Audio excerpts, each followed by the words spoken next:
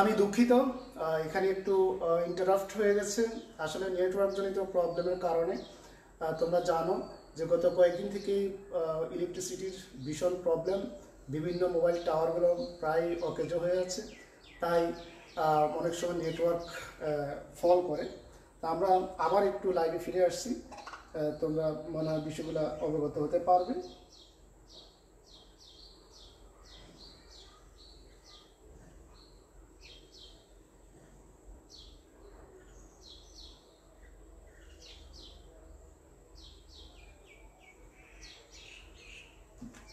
ওকে, আমি দুঃখিত ইন্টারাপ্টের জন্য। আমরা আবার নতুন করে শুরু করছি যেখান থেকে আলোচনা ছিলাম।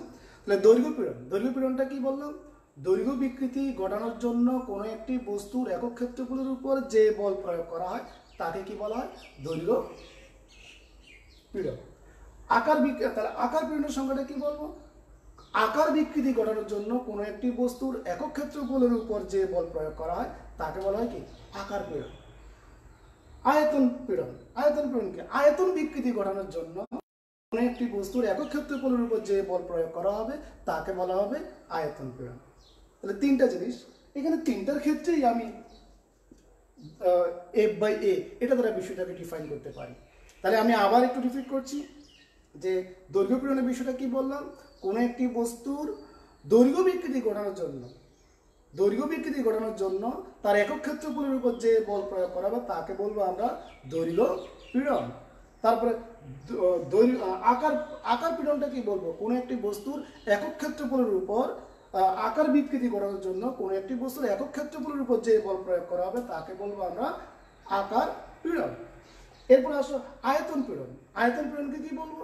কোনো একটি বস্তুর আয়তন বিকৃতি ঘটানোর জন্য যে একক ক্ষেত্রফলের উপর যে বল প্রয়োগ করা হবে তাকে আমরা কি বলবো? আয়তন পীড়ন। তাহলে পীড়ন কয় ধরনের পেলাম? পীড়ন তিন ধরনের। একটি হলো দৈর্ঘ্য পীড়ন, একটি হলো আকার পীড়ন, আর একটি হলো আয়তন পীড়ন। আর বিকৃতিও তিন ধরনের পেলাম, একটি হলো দৈর্ঘ্য বিকৃতি, একটি হলো আকার বিকৃতি, আর একটি হলো কি? আয়তন বিকৃতি। আমার মনে হয় আমরা পীড়ন এবং বিকৃতি বুঝতে পেরেছি। এখানে আরেকটা কথা বলতে হবে, বিকৃতির আমরা একটু আগে ব্যাখ্যা করেছি বিকৃতির কোনো এককও নেই, মাত্রাও নেই, কিন্তু পীড়নের একক এবং মাত্রা দুটোই আছে। লক্ষ্য করো, এটা ছিল সমজাতীয় দুটি রাশির অনুপাত, কিন্তু এখানে কিন্তু সমজাতীয় দুটি রাশি নয়। লক্ষ্য করো, উপরে আছে কি? বল, নিচে আছে কি? ক্ষেত্রফল।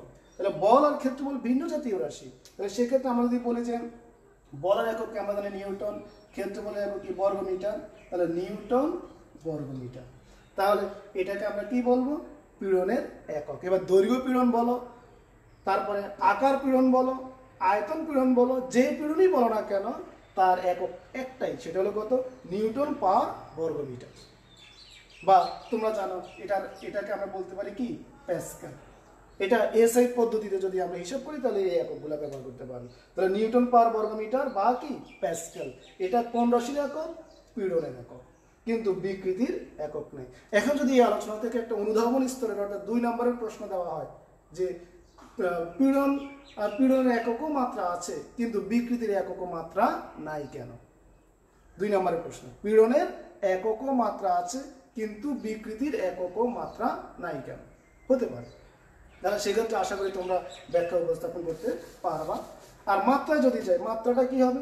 তাহলে বলের মাত্রা হলো m/L(T)2 তোমাদের জানা আছে। ক্ষেত্রফলের মাত্রা কিন্তু দৈর্ঘ্যের বর্গ, তার মানে L²। তাহলে সেক্ষেত্রে আমরা বলতে পারি যে m(L)(T)2। তাহলে এটা হলো আমার পীড়নের মাত্রা। তাহলে এটাও আমাদের অবজেক্টিভের জন্য গুরুত্বপূর্ণ যে পীড়নের মাত্রা, পীড়নের কি? একক। আমরা এই প্রসঙ্গগুলো আশা করি বুঝতে পেরেছি। আমরা এখন দ্রুত তার পরবর্তী আলোচনায় যাব। যে পরবর্তী আলোচনা হলো হুকস ল। রবার্ট হুক তিনি পীড়ন এবং বিকৃতির, এই যে বিকৃতি আর এখন যে আলোচনা করলাম পীড়ন, এই পীড়ন এবং বিকৃতির একটা সম্পর্ক স্থাপন করেছেন, সেটা নিয়ে আমরা কথা বলবো। তাহলে সেক্ষেত্রে পীড়ন এবং বিকৃতির আলোচনায় যদি আমরা যাই, যে হুকস ল সম্ভবত 1678 সালে, যতদূর মনে পড়ে 1678 সালে বিজ্ঞানী রবার্ট হুক পীড়ন এবং বিকৃতির মধ্যে একটি সম্পর্ক স্থাপন করেছেন এবং এখানে উল্লেখ্য এই সম্পর্কটা স্থিতিস্থাপকতার সীমার মধ্যে কিন্তু যে বাহ্যিক যে বলটা প্রয়োগ করা হবে বা বিকৃতি ঘটানো হবে এই বিকৃতিটা স্থিতিস্থাপকতার সীমার মধ্যে ঘটাইতে হবে। তাহলে তিনি বলছেন যে স্থিতিস্থাপকতার সীমার মধ্যে কোনো একটি বস্তুর পীড়ন তার বিকৃতির সমানুপাতে পরিবর্তিত হবে। অর্থাৎ বিকৃতি যদি বেশি হয় বেশি পীড়ন লাগবে, বিকৃতি যদি কম হয় কম পীড়ন লাগবে। অথবা যদি বলে যে বেশি বিকৃতি ঘটাইতে হলে বেশি পরিমাণ পীড়নের দরকার হবে, আর যদি কম বিকৃতি পরিমাণ পীড়নের দরকার হবে। তিনি ভাষাগতভাবে বলছেন যে পীড়ন ইজ প্রপোর্শনাল বিকৃতি। এটাকে তিনি এটাই মূলত হুকের সূত্রটি, এবং এখানে অবশ্যই সূত্রটা স্টেটমেন্ট লেখার সময় তোমাদেরকে বলতে হবে স্থিতিস্থাপকতার সীমার মধ্যে কোনো একটি বস্তুর পীড়ন তার বিকৃতির সমানুপাতে পরিবর্তিত হয়। এটি কিসের সূত্র নামে পরিচিত? হুকের সূত্র নামে পরিচিত।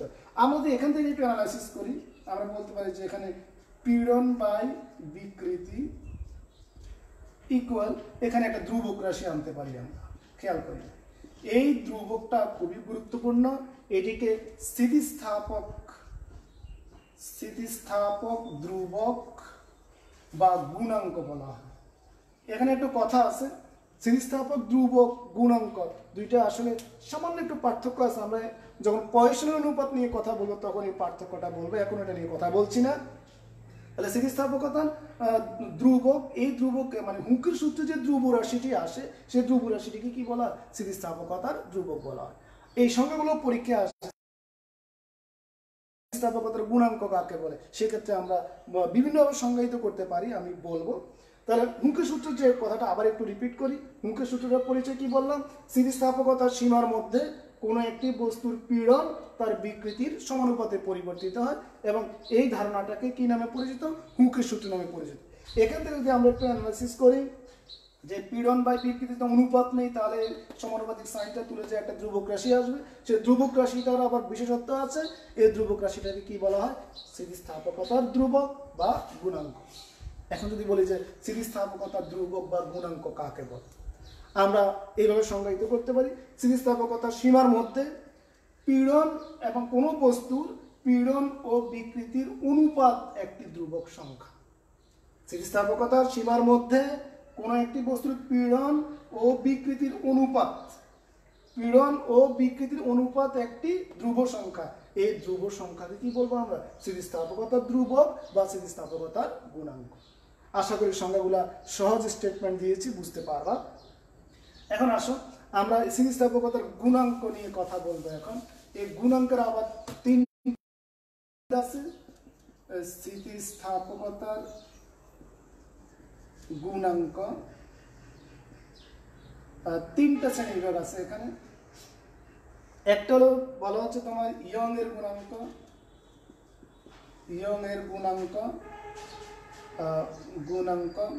আরেকটাকে বলা হচ্ছে তোমার ইয়ং এর গুণাঙ্ক, তারপর আছে তোমার আকার গুণাঙ্ক, এবং আরেকটাকে বলা হয় আয়তন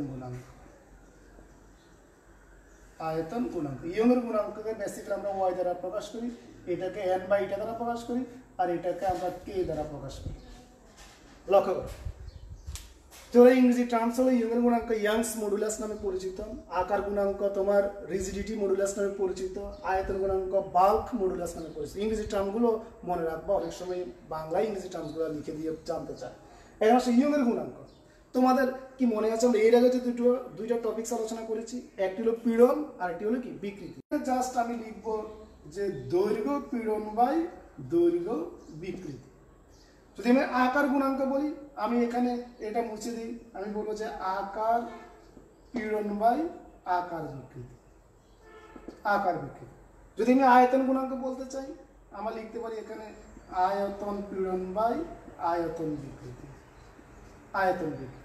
তাহলে একটা টার্মস মূলত পীড়ন, যে পীড়ন বাই দৈর্ঘ্য পীড়ন বাই দৈর্ঘ্য বিকৃতি। দৈর্ঘ্য পীড়ন তাহলে এ বাই এ, আর দৈর্ঘ্য বিকৃতি small L by capital L. তাহলে আমরা যদি বলি যে এখানে সমীকরণটা যদি লিখি যে ওয়াই সমান কি, ওয়াই সমান হলে এফ বাই এ ভাগ L by A. F by A এটা হচ্ছে কি দৈর্ঘ্য পীড়ন, এটা হচ্ছে আমার দৈর্ঘ্য পীড়ন, দৈর্ঘ্য পীড়ন, আর এটা হচ্ছে আমার দৈর্ঘ্য বিকৃতি, দৈর্ঘ্য বিকৃতি। তাহলে সংজ্ঞা চলে যায়, সংজ্ঞাটা কি হবে? স্থিতিস্থাপকতা সীমার মধ্যে কোনো একটি বস্তুর দৈর্ঘ্য পীড়ন ও দৈর্ঘ্য বিকৃতি অনুপাতে একটি ধ্রুব সংখ্যা, এই ধ্রুব সংখ্যাকে আমরা কি বলবো? ইয়ংয়ের গুণাঙ্ক। অর্থাৎ ওয়াই ইকুয়াল আমরা বলতে পারি যে F L by A small L. কখনো কখনো এই সমীকরণে এফ সমান এখানে যে বলটা প্রয়োগ করা দৈর্ঘ্য বৃদ্ধির জন্য কখনো কখনো আমরা কোনো বস্তুকে ঝুলাইয়া দিই, অর্থাৎ এখানে ওজন হিসেবে কাজ করে, ভার প্রয়োগ করি। সেক্ষেত্রে এই বলটা হয় আমার এম জি এল ইন্টু, আবার যদি তা যে বস্তুর দৈর্ঘ্য বৃদ্ধি করবে সেটা যদি তোমার কোনো সিলিন্ডার আকার হয়ে থাকে তাহলে সেক্ষেত্রে আমরা বলতে পাই আর স্কোয়ার ইন্টু এল। এই সূত্রটা ব্যবহার করে আমরা ইয়ংয়ের গুণাঙ্ক নির্ণয় করতে পারি বিভিন্ন বস্তুর জন্য। তাহলে ইয়ংয়ের গুণাঙ্কের পরিচয়টা আবার বলছি। স্থিতিস্থাপকতা সীমার মধ্যে কোনো একটি বস্তুর দৈর্ঘ্য পীড়ন ও দৈর্ঘ্য বিকৃতির অনুপাত একটি ধ্রুব সংখ্যা, এই ধ্রুব সংখ্যাকে কি বলা হয়? গুণাঙ্ক বলা হয়। এবং এটাকে যদি আমরা গাণিতিকভাবে উপস্থাপন করি তাহলে এরকম ভাবে আমরা সমীকরণগুলো গঠন করতে পারি, সেই হিসেবে অনুযায়ী আমরা এই সমীকরণগুলো মনে রাখতে হবে। এবার আসো আকার গুণাঙ্ক। তাহলে একটু আগে বলেছিলাম আকার গুণাঙ্কের জন্য তাহলে পীড়নের জায়গায় কি হবে? আকার পীড়ন বাই আকার বিকৃতি।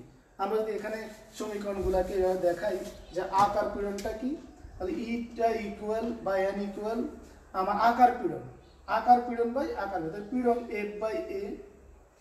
আর বিকৃতি তোমাদের মনে আছে বিকৃতি পড়ার সময় আমি লিখছিলাম যে আকার গুণাঙ্ক, আকার বিকৃতি পরিমাপ করে কি দ্বারা? থিটা দ্বারা। তাহলে সেই হিসাব অনুযায়ী আমার এখানে থিটার যে পরিচয় সেটা আমরা পেলাম।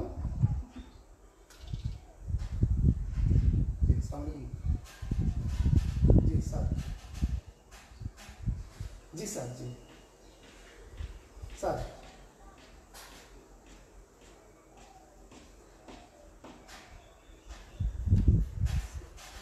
স্যার এটা মোবাইল নেটওয়ার্কের একটু স্লো তো স্যার, এই জন্য ডেটা পুরো ইয়ে হয় না স্যার। লেখা যে ওই দিন যেভাবে আমরা সম্প্রচার করছি একইভাবে হচ্ছে স্যার। জি জি জি স্যার, এটা স্যার এখানে সমস্যা না স্যার, এটা নেটওয়ার্ক জনিত সমস্যা স্যার। জি জি হবে স্যার, হবে। জি জি স্যার, জি।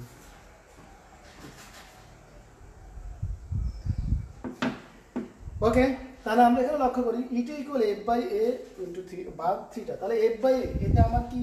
এই রাশিটার পরিচয় কি? এটা হচ্ছে আমার আকার পীড়ন, আকার পীড়ন। আর এই রাশিটা হচ্ছে আমার কি? আকার বিকৃতি, আকার বিকৃতি। ওকে, তাহলে আকার পীড়ন বাই আকার বিকৃতি এই অনুপাত একটি ধ্রুব সংখ্যা, এই ধ্রুব সংখ্যাকে আমরা কি বলবো? আকার গুণাঙ্ক বলবো। তাহলে এখান থেকে আমার সমীকরণটাকে আমরা এভাবে লিখতে পারি যে F by A theta into eta, এটা আমার একটি রাশিমালা হিসাবে বিবেচিত হবে। এবার আসা আয়তন গুণাঙ্ক। তাহলে আয়তন গুণাঙ্কে যদি আমরা যাই যে আয়তন গুণাঙ্কের পরিচয়ে, আয়তন গুণাঙ্ক হচ্ছে আমার তাহলে কে দ্বারা প্রকাশ করি, বাল্ক মডুলাস কে দ্বারা প্রকাশ করি আমরা। তাহলে এক্ষেত্রে আয়তন পীড়ন বাই আয়তন বিকৃতি, আয়তন বিকৃতি। এই রাশিটা হচ্ছে আমার আয়তন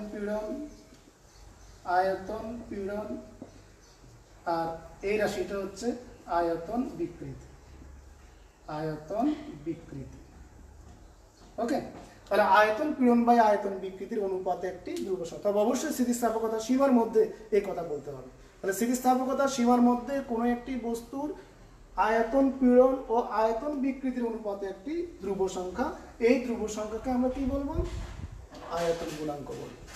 তাহলে সমীকরণটাকে আমরা লিখতে পারি K equal F V by A small V, এটা হলো আমার আয়তন গুণাঙ্কের রাশিমালা। তাহলে আমরা তিনটা সমীকরণ পেলাম, তোমাদের মনে আছে Y equal F L by A small L, M G L by pi R square L, তারপরে পেলাম eta equal A by A theta.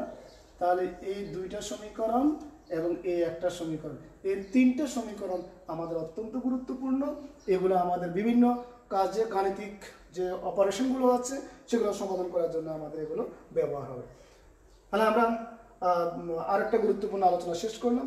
এবার আসুন, এখানে একটা সংজ্ঞা আসে সংনম্যতা, অর্থাৎ কম্প্রেসিবিলিটি।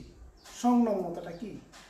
সংনম্যতা হচ্ছে এই যে আয়তন গুণাঙ্ক, যে কথাটা বলেছি, আয়তন গুণাঙ্ক করতে হলে আয়তন বিকৃতি করাইতে হবে। বলা হচ্ছে যে আয়তন গুণাঙ্কের বিপরীত মানটাকে কি বলা হচ্ছে? সংনম্যতা বলা হচ্ছে।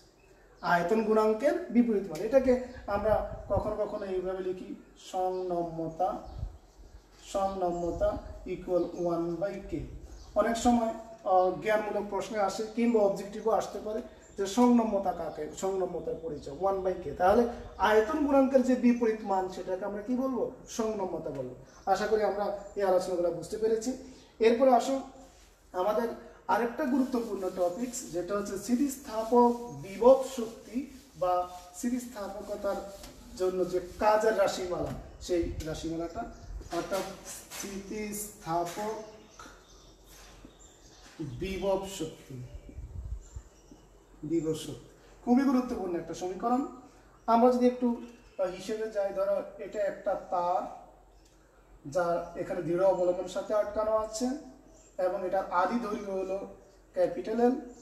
এখন এটাকে আমরা টেনে এটাকে লম্বা করে ফেললাম এবং এটার যে পরিবর্তিত দৈর্ঘ্য, সেই পরিবর্তিত দৈর্ঘ্য হলো এল, এবং এখানে যে বল প্রয়োগ করা আছে সেই বলটা হচ্ছে কত? এফ। তোমরা কাজ শক্তি ও ক্ষমতার যে অধ্যায়টা আছে সেই অধ্যায়ে জানো, কোনো একটি বস্তুর উপর বল প্রয়োগ করার পর যদি স্মরণ ঘটে তাহলে সেখানে কিছু কাজ হয়, আর এই কাজটাই বস্তুর মধ্যে স্মৃতিশক্তি হিসাবে সঞ্চিত থাকে। তাহলে আমি এখানে বিভব শক্তি বা স্মৃতিশক্তি যাই নির্ণয় করি না কেন, আমাকে আগে কাজ নির্ণয় করতে হবে। এখন স্থিতিস্থাপকতার সীমার মধ্যে ম্যাক্সিমাম যে স্মরণ বা ম্যাক্সিমাম যে দৈর্ঘ্য পরিবর্তন সেটা হলো এল। আমি যদি এখানে, এবং এই এল হচ্ছে কিসের কারণে?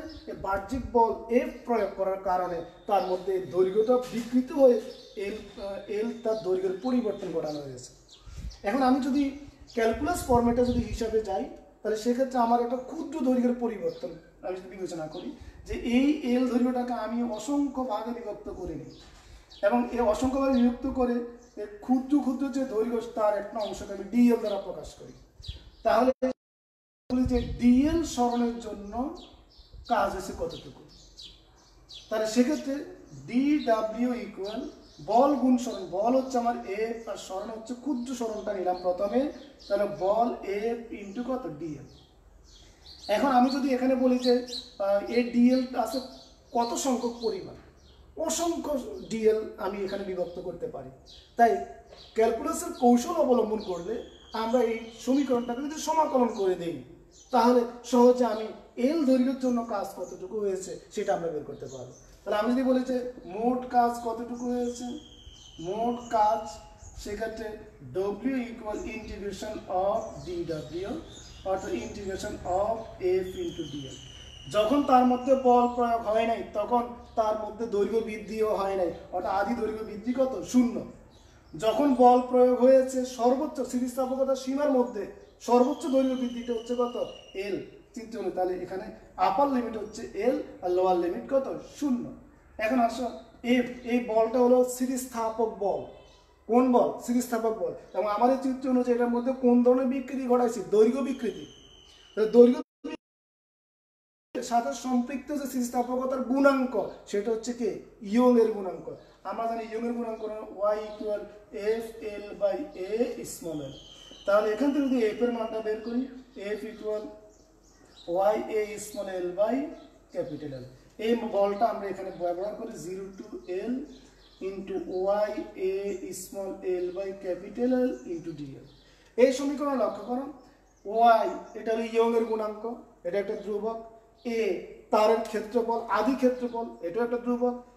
এল ক্যাপিটাল এল এটা তারের আদি দৈর্ঘ্য, এটাও একটা ধ্রুবক। তার মানে আমার ওয়াই এ বাই এল এই পুরো রাশিটা হচ্ছে কি এখানে ধ্রুবক। তাহলে সেক্ষেত্রে আমরা বলতে পারি ডব্লিউ ইকুয়াল ওয়াই এ এল এটাকে বের করে নিয়ে আসলে 0 টু এল এল ইন্টু কত ডিএল, তাহলে ওয়াই এ এল, আর এটা যদি আমরা সমাকলন করি এল স্কোয়ার বাই 2, তোমাদের জানা আছে এগুলো, এখন আর সেই ব্যাখ্যা যাচ্ছি না। তাহলে ওয়াই এ বাই 2 এল, আর এখানে লিমিট বসাই এল স্কোয়ার মাইনাস 0 স্কোয়ার, তাহলে আমরা তারপরে পাচ্ছি যে Y A by 2l into এখানে থাকতেছে আমার এল স্কোয়ার, অর্থাৎ Y A L square by 2l, এটা হচ্ছে মোট কৃত কাজের রাশিমালা। এখন আর এই কৃত কাজটাই তার মধ্যে কি হিসেবে সঞ্চিত থাকবে, স্থিতিস্থাপক বিভব শক্তি হিসেবে তার মধ্যে সঞ্চিত থাকবে। তাহলে Y equal A L square by 2l, এই রাশিটা হচ্ছে এই যে চিত্রটা আমি ব্যাখ্যা করেছি, এই চিত্রের জন্য বা যে কোনো ক্ষেত্রে আমি দৈর্ঘ্য বিকৃতির ক্ষেত্রে মোট কৃত কাজের যে রাশিমালা, সেই রাশিমালাটা হিসেবে আমি এটাকে ব্যবহার করতে পারি, W equal Y A L square by 2l। কিন্তু মাঝে মাঝে আমার এখানে আরও একটু অ্যাডভান্স লেভেলের কাজ করতে হয়, সেটা হচ্ছে একক আয়তনের কৃত কাজ বা একক আয়তনের স্থিতিশক্তি বের করতে বলা হয়। তাহলে একক আয়তনের এই সমীকরণটা হলো মোট আয়তনের বা মোট স্থিতিস্থাপক বিভব শক্তি বা মোট কৃত কাজ এল দৈর্ঘ্যের জন্য। তাহলে আমি যদি বলছি একক আয়তনের জন্য কতটুকু, তাহলে এই জায়গাটা আমি মুছে ফেলি, এখান থেকে একটু কাজটা করে নেই। তাহলে মোট কৃত কাজ হবে, মোট কৃত কাজ থেকে যদি আমি একক আয়তনে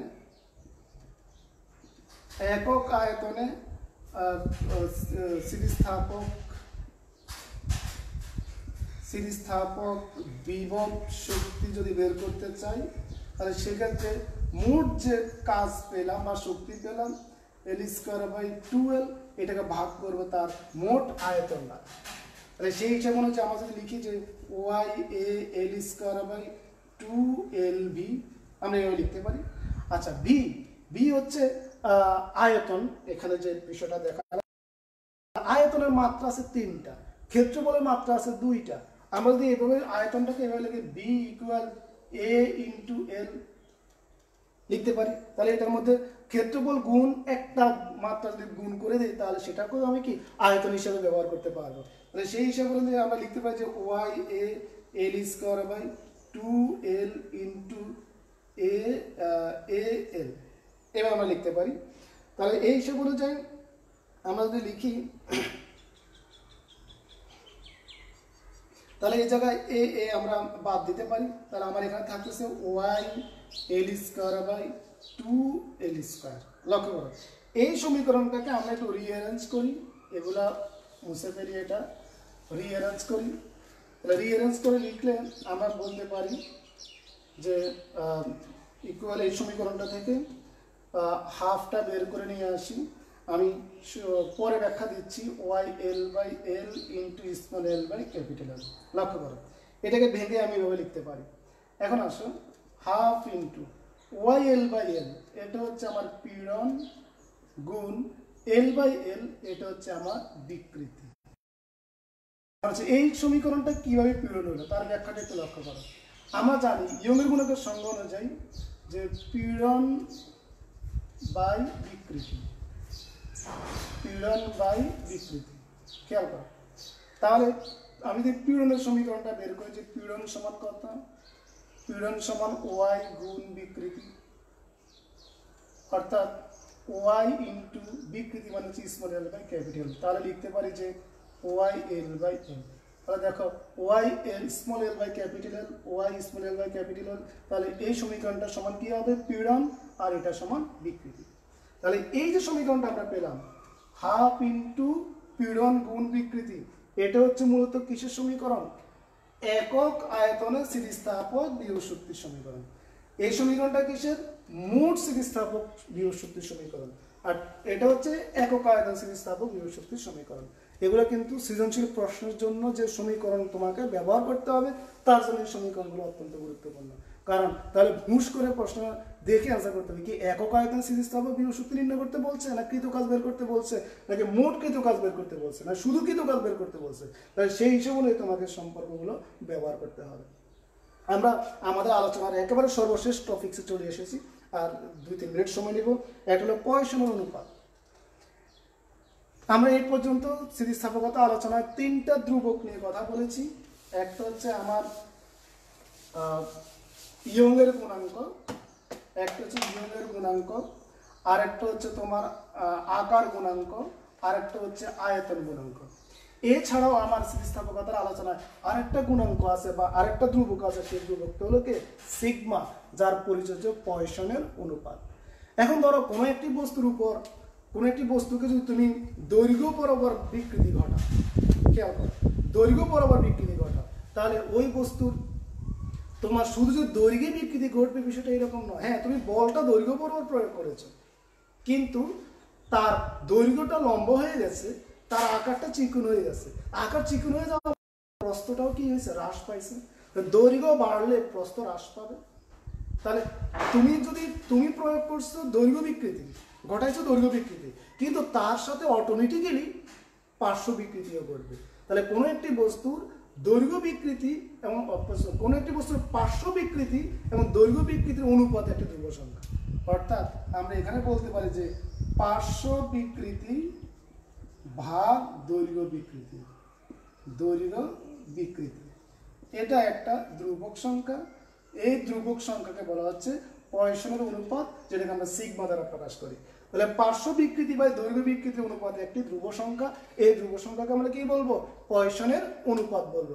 এটি মূলত শুধুমাত্র কঠিন পদার্থের ক্ষেত্রে এটি প্রযোজ্য, অন্য কোনো পদার্থের ক্ষেত্রে এটি প্রযোজ্য নয়। অর্থাৎ দৈর্ঘ্য তোমার পার্শ্ব বিকৃতি এবং দৈর্ঘ্য বিকৃতি শুধুমাত্র কঠিন পদার্থের জন্যই হতে পারে। আর এটার এই যে সিগমা, এই সিগমার কিছু বিশেষত্ব আছে, এটার মানটা নির্ধারিত থাকে। যেমন বেসিক্যালি এটার মান -1 থেকে +12 পর্যন্ত হয়ে থাকে, -1 থেকে +12 পর্যন্ত হয়। তবে বেসিক্যালি এটা মানটা 0.2 থেকে 0.4 পর্যন্ত আমরা দেখতে পাই। 0.2 থেকে 0.4 পর্যন্ত সচরাচর আছে। তবে -1 থেকে +12 পর্যন্ত সর্বনিম্ন, -1 সর্বোচ্চ হচ্ছে কি +12, এই পর্যন্ত এটা মানগুলো হতে পারে। তো পয়সনের অনুপাত নিয়েও আমাদের ছোট্ট একটু আলোচনা ছিল, সেটা আমরা আলোচনা করি। তাহলে এখান থেকে পার্শ্ব বিকৃতি বা দৈর্ঘ্য বিকৃতি, এটা আমরা এখন পার্শ্ব বিকৃতি যেমন গাণিতিকভাবে দেখাই। পার্শ্ব বিকৃতি কি, তুমি যদি বলো যে R/R ভাগ l/L হতে পারে। অথবা যদি বলো তুমি ব্যাস বরাবর বলতে পারো, তাহলে D/D ভাগ l/L। যেভাবে বলো না কেন, এগুলোকে আমরা সিগমা রাশিমালা হিসাবে বিবেচনা করতে পারবো। তাহলে আমরা এই অধ্যায়ের যে সৃজনশীল প্রশ্ন যদি আসে, তাহলে কোন কোন টার্মস থেকে সৃজনশীল প্রশ্ন আসতে পারে সেটার আমরা একটা অ্যানালাইসিস করতে পারি। সেই অ্যানালাইসিসে আমরা যে সমীকরণগুলো এখান থেকে দেখলাম, সেই সমীকরণগুলো থেকে সবচেয়ে ইম্পর্টেন্ট হলো y = f L/A অর্থাৎ mg/L/πr²। এই সমীকরণটা সবচেয়ে বেশি গুরুত্বপূর্ণ। এরপরে আসে আমার যে একটু আগে যে আলোচনাটা করলাম, যে w বা e যে সমীকরণটা পেয়েছি, y(a)(l²/12), এটা একটা, অথবা w বা e ½ গুণ পীড়ন গুণ বিকৃতি, এই সমীকরণটা। আর একটু আগে পেয়েছি সিগমা R/R ভাগ l/L বা D/D ভাগ স্মল। এই সমীকরণগুলো আমার সৃজনশীল প্রশ্নের জন্য গুরুত্বপূর্ণ। তোমরা গাণিতিক যে ফর্মুলাগুলো, গাণিতিক যে সমস্যাগুলো আছে, সেগুলো সলিউশন করার ক্ষেত্রে বারবারই কিন্তু এই 4টা সমীকরণের ব্যবহার তোমাদের করতে হতে পারে। এছাড়াও আরও 2টা সমীকরণ আছে, y = 3k1 - 2 সিগমা, y আর একটা আছে 2n1 + সিগমা। এই সমীকরণগুলো মাঝে মধ্যে ব্যবহার হতে পারে, তবে এগুলো তোমাদের এই লেভেলে কোনো প্রমাণ নাই। এগুলো মূলত অনার্স লেভেলের পড়া, তাই আমি এখানে এটাকে ডিসকাস করলাম না। সমীকরণগুলো মনে রাখতে পারো, এটা হলো ইয়ংয়ের গুণাঙ্ক, এটা হলো আয়তন গুণাঙ্ক, এটা হলো পয়সনের অনুপাত, ইয়ংয়ের গুণাঙ্ক, আকার গুণাঙ্ক, পয়সনের অনুপাত, এই সমীকরণগুলো আমার এখানে ব্যবহার হতে পারে। তাহলে মোট আলোচনায় আমরা স্থিতিস্থাপকতা নিয়ে যে তোমাদের এই লেভেলের যে আলোচনা সেটা সংক্ষিপ্ত আকারে হলেও শেষ করতে পেরেছি। তো সুপ্রিয় শিক্ষার্থীবৃন্দ, অনেকক্ষণ যাবৎ তোমরা আমার সাথে সংযুক্ত আছো। তোমাদের বিভিন্ন প্রশ্ন থাকতে পারে, তোমরা সেই প্রশ্নগুলো কমেন্ট বক্সে যথারীতি পূর্বে নির্দেশনা অনুযায়ী লিখে দাও এবং যে যার পজিশনে আছো সেই পজিশন থেকে নিজ নিজ কাজে ব্যস্ত থাকো এবং আমাদের বর্তমান পরিস্থিতিকে মোকাবেলা করার জন্য আমাদের স্বাস্থ্য মন্ত্রণালয় থেকে এবং বাংলাদেশ সরকারের যে সকল নির্দেশনা প্রচার করা হচ্ছে আমরা সেই নির্দেশনাগুলো যথাযথভাবে পালন করব। তাহলে আমরা মহামারীর এই সময়টা থেকে আমরা বেঁচে যেতে পারবো। তোমাদের সবাইকে আবারও শুভেচ্ছা এবং অভিনন্দন জানিয়ে আমি আজকে বিদায় নিচ্ছি। তোমরা সবাই ভালো থেকো এবং আমার জন্য দোয়া করিও। সবাইকে আমার সালাম, আসসালামু আলাইকুম।